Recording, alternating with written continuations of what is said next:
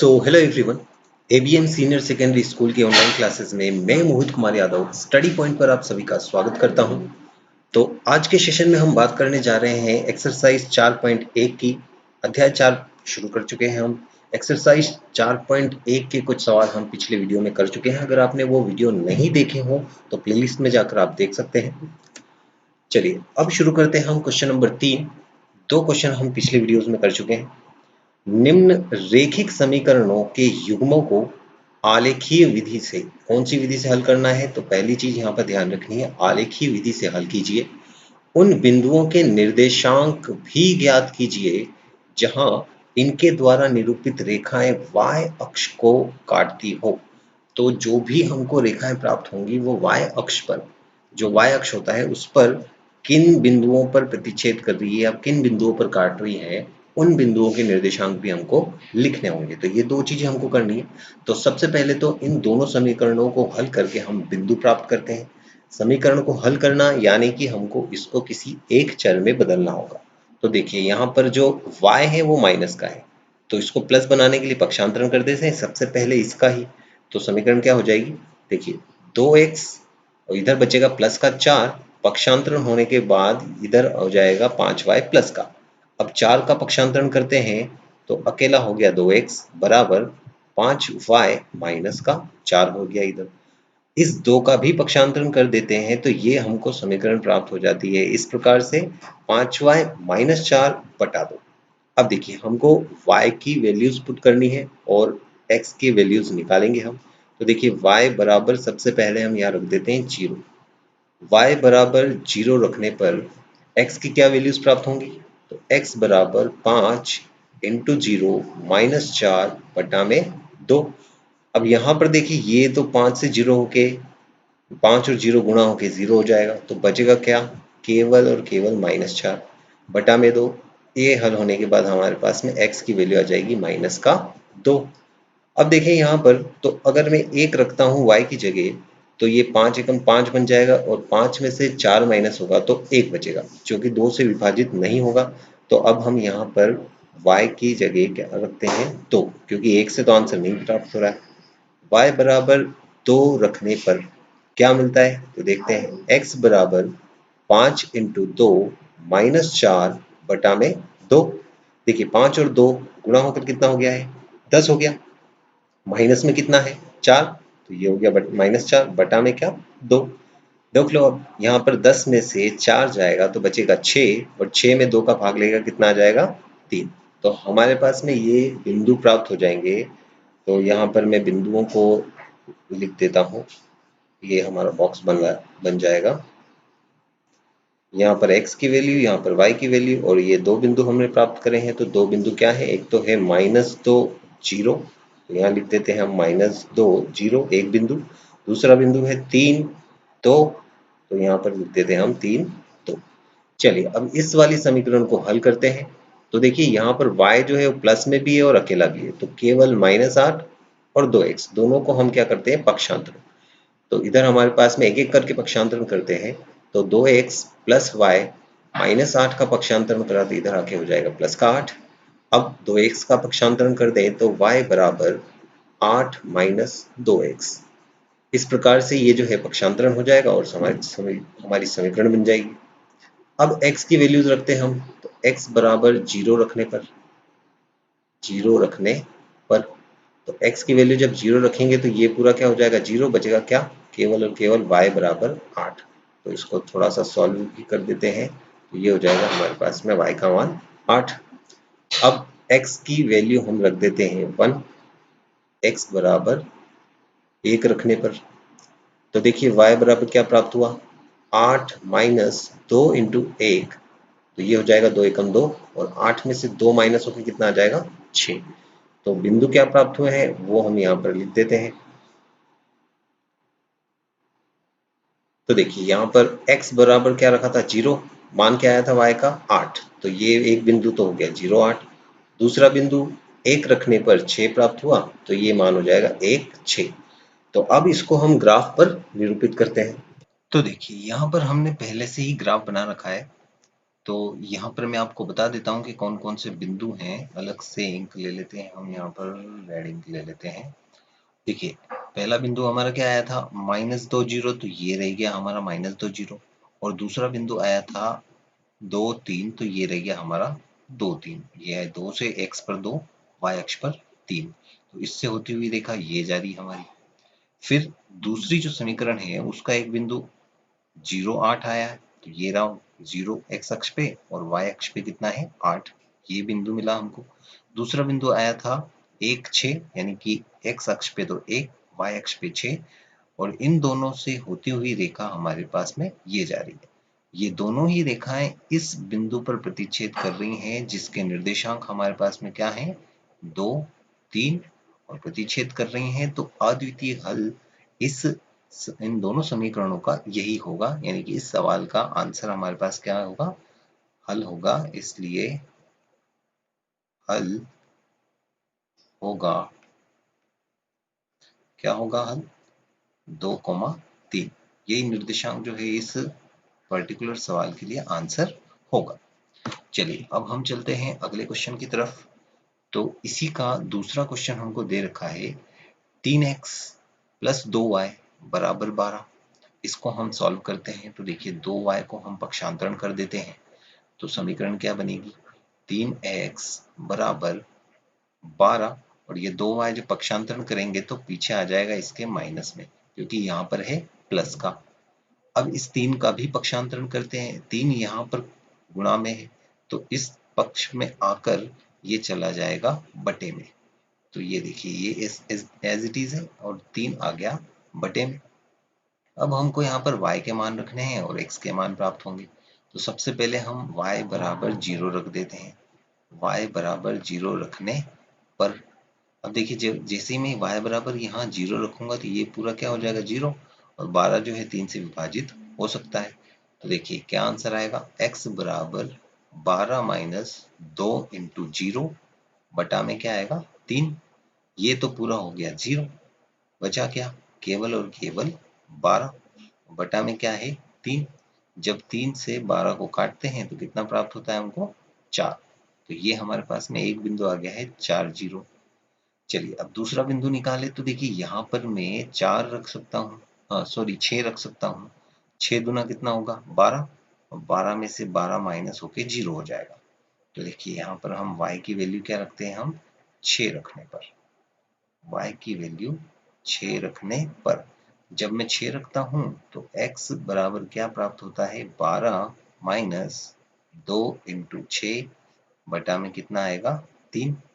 यहाँ पर देखें हम तो 12 तो एज इट इज रहेगा, लेकिन ये माइनस में 6 का 2 से गुणा होकर कितना हो जाएगा 12, 12 - 12 ये हो जाएगा 0 बटा 3।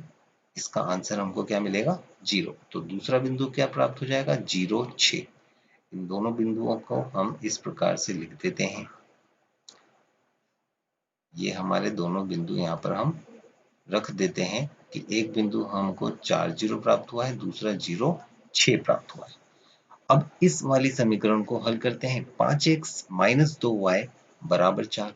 सबसे पहला काम हमको क्या करना होता है, माइनस वाले को भेज देते हैं ताकि वो प्लस में हो जाए। तो देखिए 5x एज इट इज हम इधर रखते हैं, पक्षांतरण किसका कर रहे हैं हम, 2y का। तो 2y का पक्षांतरण इधर होने के बाद 2y जो है वो प्लस में आ जाएगा। तो हमारे पास में कुछ इस प्रकार की समीकरण बन जाएगी। अब इस 5 का पक्षांतरण कर दें तो ये जाएगा कहाँ, बटे में। तो समीकरण इस प्रकार से बन जाएगी 4 + 2y बटा 5। ये हमारे पास में समीकरण बन गई। अब हम यहाँ पर y की वैल्यू रखेंगे। तो देखिए y बराबर 0 तो नहीं रख सकते, क्योंकि 0 रखने से ये पूरा 0 होगा, तो बचेगा क्या, केवल और केवल 4 बचेगा। मैं यहाँ पर ऐसी संख्या रखता हूँ जिससे ये ऊपर का जो पूरा हल होने के बाद 5 से गुणा वाली संख्या बने। तो इसके लिए हम यहाँ पर क्या कर रहे हैं, सबसे पहले तो यहाँ रख रहे हैं 3। तो देखिए 3 और 2 का गुणा हो जाएगा, ये हो जाएगा 6, और 6 में फिर 4 का गुणा 4 जुड़ जाएगा, तो ये हो जाएगा 10। तो y बराबर क्या रख रहे हैं हम, 3 रखने पर। देखिए यहाँ पर जो भी आप मान रखें पहले आप अज्यूम करके चलें, ऐसे मान के चलें, अपने मन में सॉल्व करें इसको, या फिर रफ में सॉल्व कर लें। तो y बराबर 3 रखते हैं हम, तो x बराबर ये प्राप्त होगा हमको 4 प्लस 2 इंटू 3 बटा में क्या है 5। ये हल हो जाएगा, देखिए कितना हो जाएगा, 3 दूना 6, 6 और 4 कितना हो गया 10, और 10 में 5 का जब हम भाग लगाएंगे तो कितना प्राप्त हो जाएगा 2 प्राप्त हो जाएगा। उसके बाद फिर हम y की वैल्यू अब यहाँ पर क्या रख रहे हैं, देखिए मैं यहाँ पर y की वैल्यू -2 रखता हूँ। -2 से क्या होगा, ये दोनों आपस में गुणा होकर कितना हो जाएगा -4, और 4 में से 4 माइनस होकर ये पूरा हो जाएगा 0। इसलिए हम यहाँ पर रख रहे हैं y बराबर -2। देखिए x बराबर 4 प्लस 2 इंटू में -2 बटा में 5, तो देखिए ये हो जाएगा 4 माइनस 4 बटा 5। इस प्रकार से, क्योंकि देखिए 2 का 2 से गुणा हो तो गया 4, और माइनस का इस प्लस से गुणा होगा तो ये हो जाएगा माइनस माइनस, और ये हमको आंसर कितना मिल जाएगा 0। तो यहाँ पर बिंदु क्या है, यहाँ पर हमारे पास में बिंदु प्राप्त हो रहे हैं। एक बिंदु तो क्या है 2 3, तो यहाँ हम रख देते हैं 2 3। दूसरा बिंदु क्या है 0 -2, तो ये हमने रखा 0 -2। अब देखिए इनको ग्राफ पर निरूपित करते हैं तो क्या प्राप्त होता है, देखते हैं हम किस प्रकार का ग्राफ हमको मिलता है। ये कुछ इस प्रकार का ग्राफ मिल रहा है, जिसमें देखिए यहाँ पर हमारे पास में 4 0 और 0 6 दो बिंदु है। 4 0 हमारे पास में कहाँ है, ये देखिए हमारे पास में 4 0, और 0 6 कहाँ है, ये रहा हमारे पास में 0 6। तो इन दोनों बिंदुओं से तो ये वाली रेखा जा रही है। दूसरा हमारे पास में क्या बिंदु है 2 3 2 3 और 0 -2, तो ये देखें हम यहाँ पर, ये रहा 2 3 और ये रहा हमारे पास में 0 -2, जिससे जाती हुई रेखा ये रही, और ये दोनों रेखाएं बिंदु 2 3 पर प्रतिच्छेद कर रही हैं, इस बिंदु पर प्रतिच्छेद कर रही हैं। इसका मतलब कि यही बिंदु इस पर्टिकुलर सवाल के लिए हल होगा। तो हम यहाँ लिख देते हैं कि इसका हल क्या होगा, हल होगा 2 3। ठीक है, इसलिए हल क्या होगा 2 3। और यहाँ एक बात और हमारे पास में यहाँ रह गई कि इस सवाल में बोला गया था y अक्ष को काटती है वो भी निर्देशांक बताइए। y अक्ष को किस बिंदु पर काट रही है, तो देखिए यहाँ पर दोनों रेखा जो y अक्ष को एक तो इस बिंदु पर काट रही है, ये बिंदु ये y अक्ष है, तो y अक्ष पे ये बिंदु कौन सा हो रहा है, ये बिंदु हो रहा है 0 8, और यहाँ पर ये जो बिंदु है ये कुछ इस प्रकार से निकल रही है, यहाँ से निकल रही है, मान लेते हैं हम, तो ये 0 1 मान सकते हैं हम इसको। ठीक है, और इसी प्रकार से हम जब इस सवाल की बात करें तो यहाँ पर ये एक तो 0 6 से जा रही है, और दूसरा ये एक्चुअल में नहीं आ रहा है ये पूरा, तो हम इसको 0.1.5 मान सकते हैं। ठीक है, जैसे 1.5 आई डोंट थिंक ये सही आंसर होगा, तो आप ऐसे ही मान सकते हैं इसको। एक तो एक पॉइंट तो हमको 0.6 मिल ही रहा है। ठीक है, और एक बार आंसर आप चेक कर लीजिएगा कि ये क्या प्राप्त होता है। चलिए अब आगे चलें, तो क्वेश्चन नंबर 4 हमारे सामने है। निम्न रैखिक समीकरण युग्म को आलेखीय विधि से द्वारा हल करना है, फिर से वही ग्राफीय विधि से हल करना है, तथा y अक्ष तथा युग्म द्वारा निरूपित रेखाओं को निर्मित त्रिभुज के शीर्षों के निर्देशांक ज्ञात करने। इस बार हमको ये बताना है कि त्रिभुज बन रहा है जो y अक्ष के साथ में, उसके निर्देशांक क्या है। तो हल करते हैं इसको हम। देखिए हमारे पास में पहली समीकरण है 4x माइनस 5y बराबर 20। इसको सॉल्व करने के लिए सबसे पहले 5y को हम पक्षांतरण कर देते हैं, तो 4x इधर हमारे पास में बच जाएगा, बराबर में हो जाएगा 20 प्लस 5y। अब 4 का भी पक्षांतरण कर देते हैं तो ये समीकरण बन जाएगी 20 प्लस 5y बटा 4। अब हम यहाँ पर y के मान रखते हैं, तो y बराबर 0 रखने पर हमको आंसर प्राप्त हो रहा है, तो 0 रख देते हैं। 0 रखने पर x बराबर 20 प्लस 5 इंटू 0/4, ये पूरा क्या हो जाएगा 0, यानी कि 20/4 बचेगा। और 20/4 क्या होता है, ये होता है 5। तो एक बिंदु हमको मिल गया 5 0। फिर y का मान हम क्या रखें, हम यहाँ पर y का मान रख देते हैं -4। -4 रखने से क्या होगा, ये पूरा जो है 5 चौक 20 हो जाएगा, और माइनस का प्लस से गुणा होकर ये हो जाएगा माइनस का, यानी कि 20 में से 20 माइनस होके ऊपर की टर्म जो है, ऊपर का पद जो है वो 0 बन जाएगा।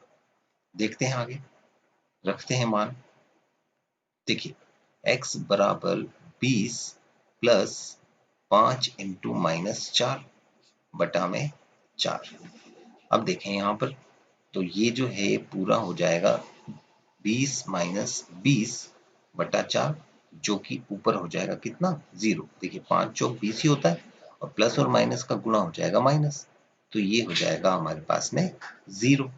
तो बिंदु क्या है, वो बिंदु हम यहाँ लिख देते हैं। देखिए बिंदु हमारे पास में यहाँ क्या प्राप्त हो रहे हैं, एक बिंदु तो है 5 0, तो यहाँ लिख देते हैं हम 5 0। दूसरा बिंदु है 0 -4, तो यहाँ लिख दिया हमने 0 -4। ये दोनों बिंदु हमको प्राप्त हो चुके हैं इस समीकरण के। अब चलते हैं इस समीकरण को सॉल्व करते हैं। देखिए 3x प्लस 5y बराबर 15, किसी का भी पक्षांतरण कर सकते हैं हम यहाँ पर, तो हम 5y का पक्षांतरण कर देते हैं। 3x बराबर 15 माइनस 5y। अब 3 का पक्षांतरण करें तो 3 कहाँ जाएगा, बटा में जाएगा। तो समीकरण कुछ इस प्रकार से बन जाएगी, 15 माइनस 5y बटा में क्या आ जाएगा, 3 आ जाएगा। तो अब यहाँ पर ये जो समीकरण है, इसको हल करने के लिए y के मान रखने हैं हमको। y के मान रखते हैं हम, सबसे पहला मान क्या रखते हैं, 0 ही रख दें। आंसर हमको मिल रहा है, y बराबर 0 रखने पर x बराबर 15 माइनस 5 इंटू वाई का मान कितना रख दिया हमने 0, और बटा में क्या आ जाएगा 3 आ जाएगा। तो अब देखें यहाँ पर, ये पूरा तो क्या हो जाएगा 0 हो जाएगा, तो बचेगा क्या, केवल 15। तो यहाँ आ जाएगा 15/3, जिसको हम हल करेंगे तो 5 आ जाएगा हमारे पास में x का मान। अब हम यहाँ पर y की जगह रख देते हैं 3, y बराबर 3 रखने पर, तो देखिए y बराबर 3 रखने पर क्या प्राप्त हो रहा है, 15 माइनस 5 इंटू 3 बटा में 3। देखिए y की वैल्यू हमने यहाँ पर रख दी है 3, ये हमारे पास में 3 है। तो देखिए 5 क्या 3 से गुणा हो जाएगा, 5 दिया 15, 15 माइनस 15 कितना होता है 0, और 0/3 हमको क्या मिलेगा, 0 ही मिलेगा। तो यहाँ पर जो बिंदु आए हैं वो क्या आए हैं, बिंदु कुछ इस प्रकार से रहेंगे हमारे पास में, x 5 y 0, यानी कि पहला बिंदु है 5 0, यहाँ पर 0 3, तो दूसरा बिंदु हो जाएगा 0 3। इसका ग्राफ किस प्रकार से हमको देखने को मिलेगा, तो इसका ग्राफ हमको इस प्रकार से देखने को मिलेगा, जिसमें हमारे पास में एक बिंदु क्या है 5 0, और पहली जो रेखा है उसके बिंदु है 5 0 0 -4। कहाँ पर है ये, देखिए ये रहा 5 0, 0 -4 कहाँ है, ये रहा हमारे पास में 0 -4। देखिए एक अक्ष पर तो 0, y अक्ष पर -4 यहाँ पर, तो ये तो हुआ पहले वाले समीकरण का ग्राफ।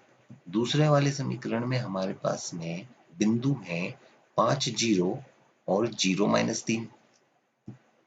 ये तो हमारे पास में रहा 5 0, और ये रहा हमारे पास में, सॉरी 0 + 3 था 0 3, तो ये रहा हमारे पास में इस तीनों बिंदु के निर्देशांक। देखिए यहाँ पर त्रिभुज बन रहा है y अक्ष के साथ में, ये देखिए यहाँ पर ये एक इस प्रकार से त्रिभुज का निर्माण हो रहा है, और इस त्रिभुज के निर्देशांक पूछे हैं, तो ये बिंदु हो जाएगा हमारे पास में 5 0, इस बिंदु को नाम दे दें a। ये बिंदु हम हो जाएगा हमारे पास में क्या 0 -4, क्योंकि एक अक्ष पे तो कुछ है ही नहीं। ये बिंदु हम मान लेते हैं b, और ये बिंदु हम मान लेते हैं c, जिसका निर्देशांक हो जाएगा 0 + 3। ठीक है, तो ये हमारे पास में इस पर्टिकुलर सवाल का आंसर हो जाएगा। ए बी सी तीनों बिंदु हैं जो एक त्रिभुज निरूपित कर रहे हैं, जिनके निर्देशांक ये हमने लिख दिए हैं। तो इस तरीके से आपकी ये जो 4.1 प्रश्नावली है कंप्लीट हो जाती है। अगर सेशन आपको पसंद आया तो लाइक ज़रूर कीजिए और शेयर कीजिए, ज़्यादा से ज़्यादा लोगों तक इसको पहुंचाइए। चैनल अभी तक आपने सब्सक्राइब नहीं किया है तो सब्सक्राइब कर लें, और ये कुछ सोशल मीडिया हैंडल्स हैं जहां मुझे आप फॉलो कर सकते हैं। तो आज के लिए इतना ही। Thank you.